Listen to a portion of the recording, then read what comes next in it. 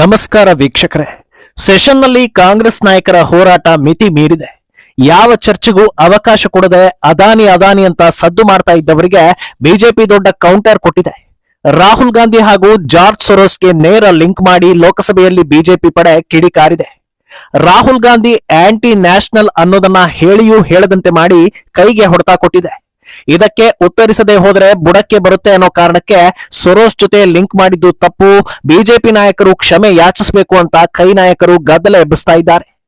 ಇನ್ನೊಂದೆಡೆ ಹಿಂದೂಗಳಿಗೆ ದೇವಸ್ಥಾನಗಳು ಮರಳಿ ಸಿಗದಂತೆ ಮತ್ತೊಂದು ಮನವಿಯನ್ನ ಕಾಂಗ್ರೆಸ್ ಸುಪ್ರೀಂ ಕೋರ್ಟ್ಗೆ ಸಲ್ಲಿಸಿದೆ. ಸೆಷನ್ನಲ್ಲಿ ಕೈ ನಾಯಕರು ಜಗಳ ಆಡ್ತಾ ಇದ್ರೆ ಮಧ್ಯಪ್ರದೇಶದಲ್ಲಿ ಕಾಂಗ್ರೆಸ್ ಒಳಗೆ ಕಾರ್ಯಕರ್ತರು ಕಿತ್ತಾಡ್ಕೊಂಡಿದ್ದಾರೆ. ಉತ್ತರ ಪ್ರದೇಶ ಕಾಂಗ್ರೆಸ್ ಯೂನಿಟ್ ಅನ್ನ ಖರ್ಗೆ ಬಂದ್ ಮಾಡಿದ್ದಾರೆ. ಇದೆಲ್ಲವನ್ನ ಒನ್ ಬೈ ಒನ್ ವಿವರಿಸ್ತಾ ಹೋಗ್ತೀವಿ. ಈ ವಿಡಿಯೋವನ್ನ ತಪ್ಪದೆ ಕೊನೆ ತನಕ ನೋಡಿ. ಅದಕ್ಕೂ ಮುನ್ನ ಮೀಡಿಯಾ ಮಾನ್ಸ್ಟರ್ ಚಾನೆಲ್ ಅನ್ನ ತಪ್ಪದೆ ಸಬ್ಸ್ಕ್ರೈಬ್ ಮಾಡಿ. ಎಸ್, ನವೆಂಬರ್ 25ರಿಂದ ಶುರುವಾಗಿರೋ ವಿಂಟರ್ ಸೆಷನ್ ನಲ್ಲಿ ಮಹತ್ವದ ಕೆಲಸಗಳು ಚರ್ಚೆಗಳು ಆಗ್ತಾ ಇರೋದರ ಬಗ್ಗೆ ಭಾರತೀಯರಿಗೆ ಸುದ್ದಿ ಬರ್ತಾನೆ ಇಲ್ಲ. ಕಾರಣ ಏನಂದ್ರೆ ಮಹತ್ವದ ಚರ್ಚೆಗಳು ಆಗ್ತಾನೆ ಇಲ್ಲ, ಆಗೋದಕ್ಕೆ ಕೈ ನಾಯಕರು ಬಿಡ್ತಾನೆ ಇಲ್ಲ ಅನ್ನೋದು. ಅದಾನಿ ಅನ್ನೋ ಹೆಸರನ್ನ ಮುಂದಿಟ್ಕೊಂಡು ರಂಪ ರಗಳೆ ನಡೀತಾ ಇರೋ ಹೊತ್ತಲ್ಲಿ ಬಿಜೆಪಿ ನಾಯಕರು ಕೂಡ ದೊಡ್ಡ ದೊಡ್ಡ ಕೌಂಟರ್ ಗಳನ್ನ ಕೊಡ್ತಾ ಇದ್ದಾರೆ. ಕಾಂಗ್ರೆಸ್ ವಿರುದ್ಧ OCCRP ಅಂದ್ರೆ organised crime and corruption reporting project ಅಸ್ತ್ರವನ್ನ ಪ್ರಯೋಗಿಸ್ತಾ ಇದ್ದಾರೆ. ರಾಹುಲ್ ಆಂಟಿ ನ್ಯಾಷನಲ್ ಅನ್ನೋದು ಬಹುತೇಕ ಭಾರತೀಯರ ಅಭಿಪ್ರಾಯ. ಇದು ಸ್ವತಃ ರಾಹುಲ್ ಗಾಂಧಿಗೆ ಗೊತ್ತಿದ್ರೂ ಅಚ್ಚರಿ ಏನೂ ಇಲ್ಲ. ಆದ್ರೆ ಅದನ್ನ ಒಂದು ಪಕ್ಷ ದೊಡ್ಡದಾಗಿ ಬಲವಾಗಿ ಹೇಳಿದ್ರೆ ಹೇಗಾಗ್ಬೇಡ, ಸ್ವಲ್ಪ ಗಂಭೀರವಾಗಿ ಯೋಚಿಸಬೇಕಾಗುತ್ತಲ್ವಾ. ಇದೇ ಈಗ ರಾಹುಲ್ ಗಾಂಧಿಯನ್ನ ಕಾಡ್ತಾ ಇರೋದು. ಅದಾನಿ ಅಂತ ಶುರುವಾದ ಕಾಂಗ್ರೆಸ್ ಗದ್ದಲ ಇನ್ನೊಂದು ಹಂತಕ್ಕೆ ಹೋಗಿದೆ. ವಯನಾಡು ಮೂಲಕ ಲೋಕಸಭೆ ಪ್ರವೇಶಿಸಿರೋ ಪ್ರಿಯಾಂಕಾ ವಾದ್ರಾ ಕೂಡ ಫುಲ್ ಜೋಶ್ನಲ್ಲಿ ಪ್ರೊಟೆಸ್ಟ್ ಮಾಡ್ತಾ ಇದ್ದಾರೆ. ಇದನ್ನೇ ಕಂಟಿನ್ಯೂ ಮಾಡಬೇಕು ಅನ್ನೋ ಹೊತ್ತಲ್ಲಿ ಮಹಾರಾಷ್ಟ್ರದ ಹೀನಾಯ ಸೋಲು ಕೂಡ ಕಣ್ಮುಂದೆ ಬಂದಿದೆ. ಅಲ್ಲಿ ಮೋದಿಯ ಏಕ್ ಹೇ ತೋ ಸೇಫ್ ಹೇ ಅನ್ನೋ ಮಾತು ಹಿಂದೂಗಳು ಒಗ್ಗೂಡುವಂತೆ ಮಾಡ್ತು ಅನ್ನೋದು ಗೊತ್ತಾಗಿದೆ. ಇದನ್ನೇ ಇಟ್ಕೊಂಡು ಕೌಂಟರ್ ಕೊಡೋಣ ಅಂತ ತಲೆ ಉಪಯೋಗಿಸಿ ಮೋದಿ ಅದಾನಿ ಏಕ್ ಹೇ ಅಂತ ಕಾಂಗ್ರೆಸ್ ಅಸ್ತ್ರವನ್ನ ಬಿಟ್ಟಿದೆ.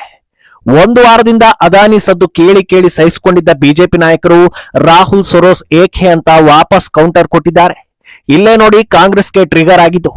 ಪ್ರಧಾನಿಯನ್ನ ಒಬ್ಬ ಉದ್ಯಮಿ ಜೊತೆ ಲಿಂಕ್ ಮಾಡಿದ್ರೆ ಆಗೋ ಇಂಪ್ಯಾಕ್ಟ್ ಜಾಸ್ತಿನಾ, ಅಥವಾ ಪ್ರಧಾನಿ ಆಗ್ಬೇಕು ಅಂತಿರೋನಿಗೆ ಜಾಗತಿಕ ಉಗ್ರನ್ನ ಲಿಂಕ್ ಮಾಡಿದ್ರೆ ಇಂಪ್ಯಾಕ್ಟ್ ಜಾಸ್ತಿನಾ ಅಂತ ಯೋಚಿಸಿದಾಗ ಕೈ ನಾಯಕರಿಗೆ ಅಸಲಿ ಇಂಪ್ಯಾಕ್ಟ್ ಗೊತ್ತಾಗಿದೆ. ಅಲ್ಲಿಂದ ಬಿಜೆಪಿ ವಿರುದ್ಧ ಕೆಂಡ ಕಾರ್ತಾ ಇದೆ. ಅಂದಹಾಗೆ ಬಿಜೆಪಿ ನಾಯಕರು ರಾಗಾ ಸೊರೋಸ್ ಏಕ್ ಹೇ ಅಂತ ರಾಹುಲ್ ರನ್ನ ಸೊರೋಸ್ಗೆ ಲಿಂಕ್ ಮಾಡಿದ್ದು ಒಂದು ಹೊಡೆತ ಆದ್ರೆ, BJP MP Nishikant Dubey back to back ಹೊಡೆತ ಕೊಟ್ಟಿದ್ದಾರೆ. ಭಾರತವನ್ನ ನಾಶ ಮಾಡೋದಕ್ಕೆ ಯಾರೆಲ್ಲ ಪ್ರಯತ್ನಿಸ್ತಾ ಇದ್ದಾರೆ ಅನ್ನೋದು ಸಾಬೀತಾಗಿದೆಯೋ ಅವರೆಲ್ಲರ ಜೊತೆ ರಾಹುಲ್ ಲಿಂಕ್ ಇರೋದನ್ನ ಪ್ರಶ್ನೆ ಮಾಡಿದ್ದಾರೆ. ಸೊರೋಸ್ ಫೌಂಡೇಶನ್ ನಲ್ಲಿ ಕೆಲಸ ಮಾಡೋ ಸಲೀಲ್ ಶೆಟ್ಟಿ ಜೋಡೋ ಯಾತ್ರೆಗೆ ಬಂದಿದ್ ಯಾಕೆ? ಇಲ್ಹಾನ್ ಓಮರ್, ಬರ್ಬರಾ ಅಲಿ, ರೋ ಖನ್ನಾ ಇವರ ಜೊತೆಗೆ ಮೀಟಿಂಗ್ ನಡೆದಿಲ್ವಾ? ಅಮೆರಿಕದಲ್ಲಿ ಪ್ರಧಾನಿ ಮೋದಿಯನ್ನ ಬೈಕಾಟ್ ಮಾಡಿ ಅಂತ ಪತ್ರ ಬರೆದಿದ್ ಯಾರು? ಇವರೆಲ್ಲ ಕಾಶ್ಮೀರವನ್ನ ವಿಭಜಿಸುವ ಹಾಗೂ ಖಲಿಸ್ತಾನಿ ಉಗ್ರರನ್ನ ಪೋಷಿಸೋ ಕೆಲಸ ಮಾಡ್ತಾ ಇರೋದು ಗೊತ್ತಿಲ್ವಾ? ಇವರೆಲ್ಲರಿಗೂ ಪ್ರಮುಖ ಆಂಟಿ ಇಂಡಿಯನ್ ಗಳ ಜೊತೆ ಲಿಂಕ್ ಇರೋದು ಸುಳ್ಳ? ಸೊರೋಸ್ ಫೌಂಡೇಶನ್ ಜೊತೆ ಕೈ ಜೋಡಿಸಿರೋ ಅಮರ್ತ್ಯ ಸೇನ್ ಹಾಗೂ ಹರ್ಷ್ ಮಂದರನ್ನ ಇವರೆಲ್ಲ ಮೀಟ್ ಆಗಿದ್ದು ಸುಳ್ಳ? ಹೀಗೆ ಸಾಲು ಪ್ರಶ್ನೆಗಳನ್ನ ಕೇಳಿದ್ದಾರೆ. ಹೀಗೆ ಬ್ಯಾಕ್ ಟು ಬ್ಯಾಕ್ ಪ್ರಶ್ನೆಗಳನ್ನ ಕೇಳಿದ್ರಿಂದ ಕಾಂಗ್ರೆಸ್ ಕಂಗಾಲಾಗಿದೆ. ಇದನ್ನ ಹೇಗೆ ಡಿಫೆಂಡ್ ಮಾಡೋದು ಅಂತ ಯೋಚಿಸೋದಕ್ಕೆ ಆರಂಭಿಸಿದೆ. ಅಂದಹಾಗೆ ಈ ಪ್ರಶ್ನೆಗಳನ್ನ ಕೇಳಿ ಕೌಂಟರ್ ಕೊಟ್ಟಿರೋದು ಭಾರತೀಯರಿಗೂ ಬೇಸರ ತರಿಸ್ತಾ ಇದೆ. ಒಂದು ಪ್ರಶ್ನೆಯನ್ನ ಕೇಳಿದ್ರೆ ರಾಹುಲ್ ಉತ್ತರಿಸೋದಕ್ಕೆ ಸಮಯ ಬೇಕು, ಹಲವರ ಸಹಾಯ ಬೇಕು. ಅಂತದ್ರಲ್ಲಿ ಇಷ್ಟೊಂದು ಪ್ರಶ್ನೆಗಳನ್ನ ಒಂದೇ ಸಲ ಕೇಳಿದ್ದು ಸರಿಯಲ್ಲ ಅಂತ ಕೆಲವರು ಹೇಳ್ತಾ ಇದ್ದಾರೆ. ಆದ್ರೆ ಮುಂದೆ ಏನ್ ಮಾಡಬಹುದು ಅಂತ ಯೋಚಿಸೋ ಹೊತ್ತಲ್ಲೇ ಸಂಬಿತ್ ಪಾತ್ರ ರಾಹುಲ್ ರನ್ನ ದೇಶ ದ್ರೋಹಿ ಎಂದಿದ್ದು ಕಿವಿಗೆ ಬಿದ್ದಿದೆ. ಇದನ್ನೇ ಮುಂದಿಟ್ಕೊಂಡು ಹೋರಾಡೋ ನಿರ್ಧಾರಕ್ಕೆ ಬಂದಿದೆ. ಸಂಬಿತ್ ಪಾತ್ರ ವಿಪಕ್ಷ ನಾಯಕನ ಹುದ್ದೆಯಲ್ಲಿ ಇದ್ದವರಿಗೆ ಈ ಪದವನ್ನ ಬಳಸಬಾರದಿತ್ತು, ಇದು ಕಾನೂನಿನ ಉಲ್ಲಂಘನೆ, ಅವರ ವಿರುದ್ಧ ಕ್ರಮ ಕೈಗೊಳ್ಳಬೇಕು ಅಂತ ಸ್ಪೀಕರ್ಗೆ ಕಾಂಗ್ರೆಸ್ ನಾಯಕರು ಮನವಿ ಮಾಡಿದ್ದಾರೆ. ಅಲ್ಲದೆ ನಿಶಿಕಾಂತ್ ದುಬೆ ಕೂಡ ಕ್ಷಮೆ ಯಾಚಿಸಬೇಕು ಅಂತ ಕೈ ನಾಯಕರು ಪಟ್ಟು ಬಿದ್ದಿದ್ದಾರೆ. ಬಿಜೆಪಿ ನಾಯಕರು ಆರೋಪಿಸ್ತಾ ಇರೋ ಪ್ರಕಾರ ಅದಾನಿ ವಿಚಾರವನ್ನ ಕಾಂಗ್ರೆಸ್ ಹೈಲೈಟ್ ಮಾಡ್ತಾ ಇರೋದೇ ವಿದೇಶಿ ಶಕ್ತಿಗಳ ಆದೇಶದ ಮೇಲೆ ಅನ್ನೋದು. ಕಳೆದ ದಶಕದಲ್ಲಿ ಕಾಂಗ್ರೆಸ್ ನೋಟ್ ಬ್ಯಾನ್ ಆರೋಪ ಮಾಡಿತು. GST, ರಫೇಲ್, ಚಾಯ್ವಾಲಾ ಹೀಗೆ ಹಲವಾರು ಪದಗಳನ್ನ ಹೈಲೈಟ್ ಮಾಡಿದೆ. ಇದರಲ್ಲಿ ಬಹುತೇಕ ವಿಚಾರಗಳು ಕಾಂಗ್ರೆಸ್ಗೆ ಬ್ಯಾಕ್ ಫೈರ್ ಕೂಡ ಆಗಿದೆ. ಆದ್ರೆ ಅದು ಮುಖ್ಯ ಅಲ್ಲ. ಒಟ್ನಲ್ಲಿ ಜನರ ತಲೆಯಲ್ಲಿ ಆ ಪದಗಳು ಉಳ್ಕೊಳ್ಬೇಕು. ಇದರಲ್ಲಿ ಏನೋ ಇದೆ ಅಂತ ಸದಾ ಅನುಮಾನದಿಂದಲೇ ಇರಬೇಕು. ಮಣಿಪುರ ವಿಷಯ ಕೂಡ ಅಷ್ಟೇ. ಅಲ್ಲಿ ಅಸಲಿಗೆ ಆಗಿದ್ದೇನು ಅನ್ನೋದು ಹೇಳೋದೇ ಬೇಡ. ಕೋಕಿ, ಮೈತಿ ಸಮುದಾಯಗಳ ಬಗ್ಗೆ ಜನರಿಗೆ ಎಳ್ಳಷ್ಟು ಗೊತ್ತೇ ಇಲ್ಲ. ಗಲಾಟೆ ಯಾಕಾಯ್ತು ಅನ್ನೋದನ್ನ ಹೇಳೋದ್ ಬೇಡ. ಮಣಿಪುರ ಗಲಾಟೆ ಮೋದಿ ಕಾರಣ ಇಷ್ಟನ್ನ ಮಾತ್ರ ಹೇಳ್ಕೊಂಡಿರ್ಬೇಕು. ಆಗ ಜನರ ತಲೆಯಲ್ಲಿ ಮಣಿಪುರದಲ್ಲಿ ಮೋದಿ ಏನೋ ಮಾಡಿದ್ದಾರೆ ಅನ್ನೋ ಅನುಮಾನ ಹುಟ್ಟುತ್ತೆ. ಒಂದಷ್ಟು ಜನರು ಇದನ್ನ ಸೀರಿಯಸ್ ಆಗಿ ತಗೊಂಡು ಕಾಂಗ್ರೆಸ್ಗೆ ವೋಟ್ ಹಾಕ್ತಾರೆ. ಇದೇ ಬೇಕಾಗಿರೋದು. ಈಗ ಅದಾನಿ ವಿಷಯ ಕೂಡ ಅದೇ ರೀತಿ ಅಂತ ಬಿಜೆಪಿ ಆರೋಪಿಸ್ತಾ ಇದೆ. ಇನ್ನು ಹೇಳ್ಬೇಕಂದ್ರೆ ಅದಾನಿ ಸಂಸ್ಥೆ ಇತಿಹಾಸವನ್ನ ತೆಗೆದ್ರೆ ಅತಿ ಹೆಚ್ಚು ಲಾಭ ಸಿಕ್ಕಿರೋದೇ ಕಾಂಗ್ರೆಸ್ ಸರ್ಕಾರ ಇದ್ದಾಗ. ಇದನ್ನ ದಾಖಲೆ ಸಮೇತ ಪ್ರಶ್ನಿಸಿದರೆ ಕಾಂಗ್ರೆಸ್ ಕಡೆಯಿಂದ ಉತ್ತರವೇ ಬರೋದಿಲ್ಲ.